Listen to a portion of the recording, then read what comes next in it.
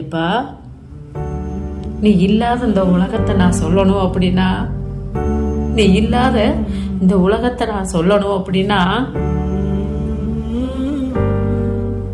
சொல்ல வார்த்தையே இல்லையா?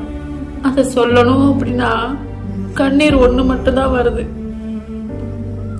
நம்ம அப்பாவை பத்தி சொல்லணும் அப்படின்னா கண்ணீர் ஒண்ணு மட்டும்தாயா வரும்.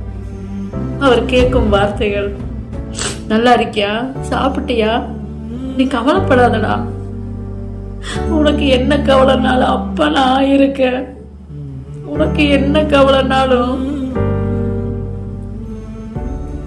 அப்பா நான் இருக்கேன். அந்த சொல்ற வார்த்தை இருக்கு பாத்தியா சாமி, அது சொல்ல இங்க யாருமே இல்லையா.